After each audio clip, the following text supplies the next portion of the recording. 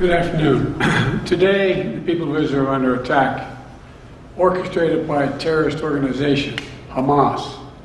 In this moment of tragedy, I want to say to them and to the world and to terrorists everywhere that the United States stands with Israel. We will not ever fail to have their back.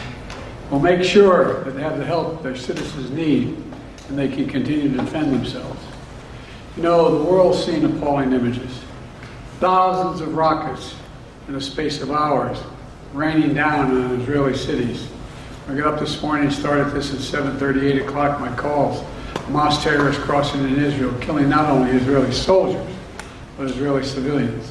In the street, in their homes, innocent people murdered, wounded, entire families taken hostage by Hamas. Just days after Israel marked the holiest of days in the Jewish calendar. It's unconscionable. You know, when I spoke with Prime Minister Netanyahu this morning, I told him the United States stands with the people of Israel in the face of these terrorist assaults. Israel has the right to defend itself and its people, full stop. There's never justification for terrorist attacks. And my administration's support for Israel's security is rock solid and unwavering. Let me say this as clearly as I can. This is not a moment for any party hostile to Israel to exploit these attacks to seek advantage. The world is watching.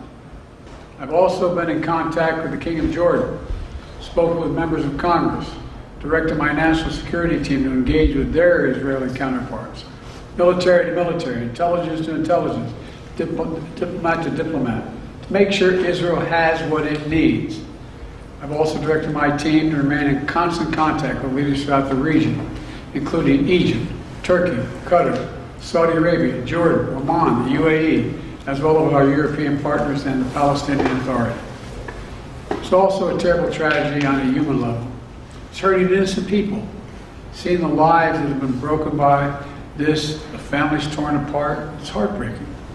And Jill and I are praying for those families who've been impacted by this violence. We grieve with those who've lost their loved ones, lost a piece of their soul. We have hope for swift recovery for many who have been wounded. We're going to remain in close touch with Prime Minister. I personally am going to remain in close contact with Prime Minister Netanyahu as this situation continues to develop. And let there be no mistake, the United States stands with the state of Israel, just as we have from the moment the United States became the first nation to recognize Israel 11 minutes after its founding 75 years ago.